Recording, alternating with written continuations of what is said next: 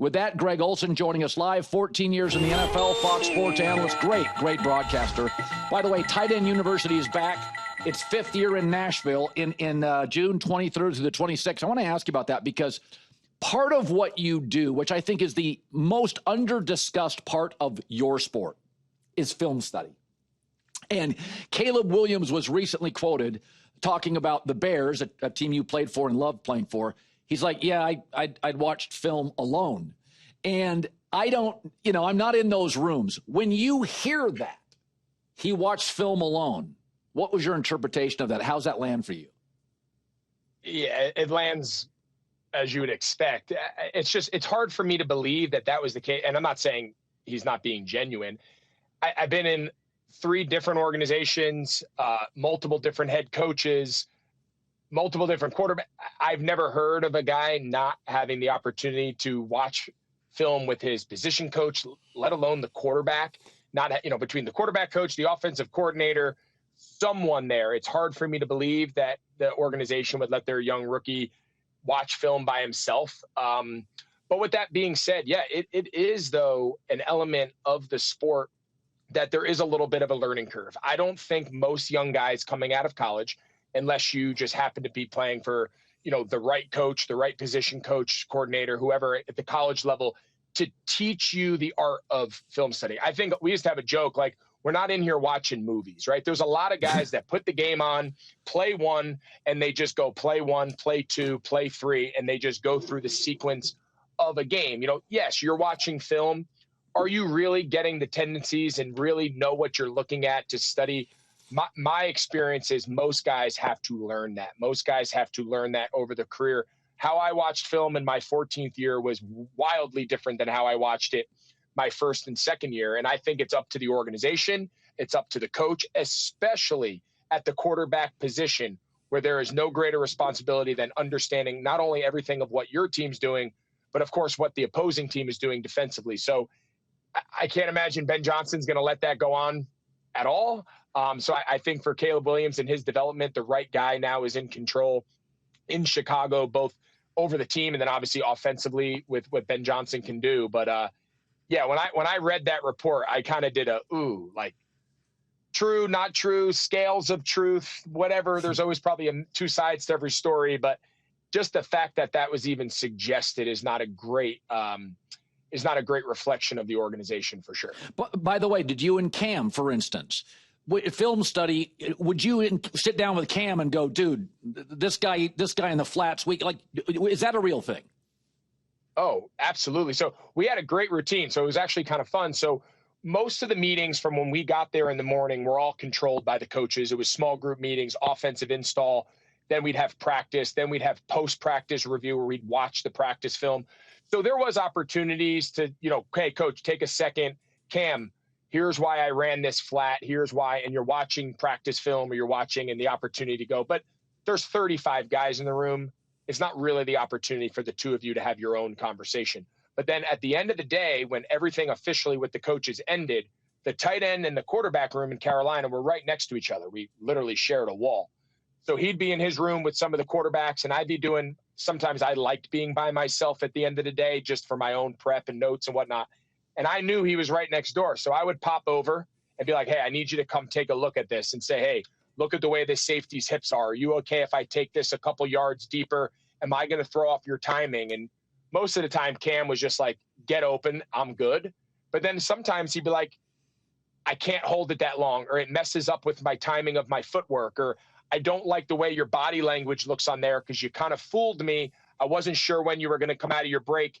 I need less at the top. So like that dialogue in meetings on the field was nonstop. And when you can play with one guy for as long as we did, over time, I knew his answer before I even had to ask him, and vice versa, because we had talked through so many scenarios over so many days, for those 9 years together.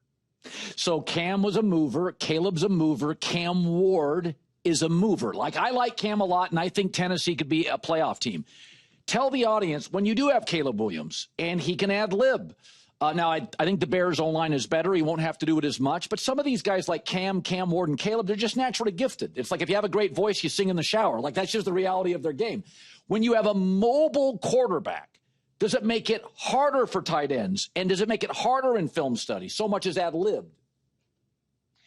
Yeah, that's a great question. So I think what we're seeing right now in the NFL is you can't play, I should say within certainty, the vast majority of guys cannot play NFL quarterback if you don't have some level of improv, right? Some level of playing off script, off platform, all the words, the buzzwords that get thrown around. But the ability to buy time, escape pocket pressure, and still stay active as a quarterback and not always just rely on being a runner, stay active as a passer, I mean. Now, you also can't only play off script. You can't only play improv quarterback at the NFL. There's no timing. There's no rhythm. The tackles don't know your depth of your drop. The guards don't know the depth of the pocket. Am I blocking for you to be at 5.5 yards, or are you going to be outside the hash marks running with your life? If I'm a quarterback, if I'm a wide receiver or a tight end, I need to know at the top of my break when I get my head around, am I looking to find you behind the center at 7 yards? Or is there a chance that you've already broken contain and you're outside the pocket and now I need to get into scramble drill? So there is a balance to it all. You can't just stand in one spot and be a statue in today's NFL. And you also can't just play recess football running around. It's not sustainable. So I think that blend of don't take what's special out of these guys, don't take it out of their game. If you have the ability to move and improvise, encourage them to do it, but just give them boundaries, give them parameters of saying, okay, I need you to hit your fifth step of your drop, and it's a progression pass, or it's a half field read, or whatever the play calls for.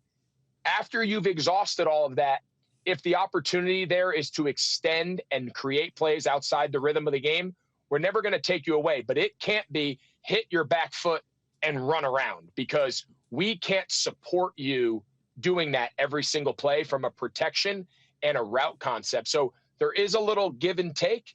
And I think that's something that Ben Johnson has proven. He's coached multiple different types of quarterbacks. He had a guy in Goff who really was stationary, in rhythm, in timing, get the ball out of his hand. He will have a little bit of a different flavor for a guy like Caleb, where he does get that rhythm progression passer in the offense because you need it, but then also encourage him to use his athleticism, because it is very challenging for defenses to play off script and defend that long. Before I get to the tight end, the Tush Push, as a guy that was a willing blocker, my guess was you like it. Do you like the Tush Push? I do. I think it would be extremely unfair and wrong to Philadelphia, who has really, some teams have done it here and there.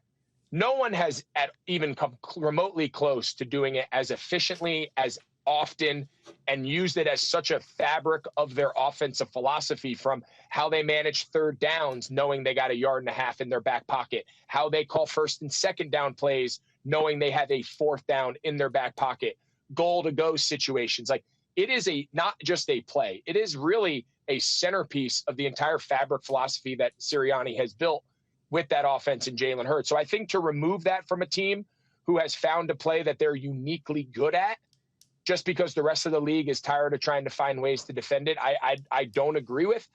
My gut tells me they are going to eventually ban it. I think it came so close this year at the owners' meeting. Typically those things don't come back. They typically continue to move forward and getting the other side to flip. I hope I'm wrong, because I think Philly has earned the right to use that in their offense.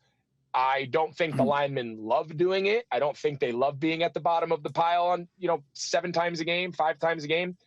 But when you're winning Super Bowls and you tell me I got to mush a guy out of there and get my back right, I'll do that. I'll do that to win the Super Bowl. So I'll be curious to see how it plays out.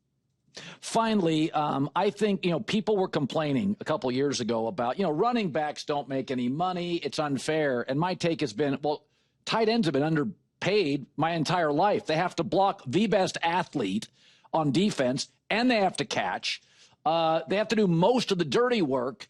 And then they're one of the last positions, I guess this has changed, that you can really take a shot at as a defensive player. So when you have your Nashville tight end university and you have all these young guys in, What is something you preach to young tight ends, a high school tight end? It's not all catching. Like, is there something do you deliver a message, a harsh message to all these young tight ends that I wouldn't think about?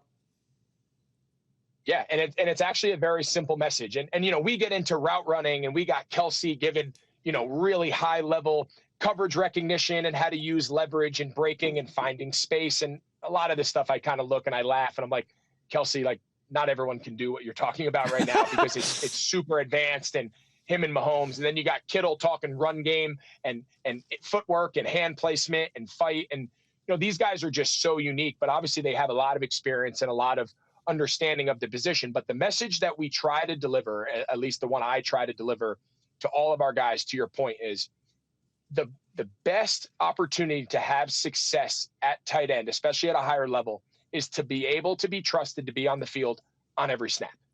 And that's going to be your best case for production, catches, yards, opportunities, how much you get paid, the impact on the offense, all of it. If you could be the best pass catching tight end in football or the best run blocking tight end in football, but if I can only use that, I can only use you in package of the offense at times where those skill sets are warranted, you still are going to play in the NFL. You are still going to be able to find a roster spot because those skills have value.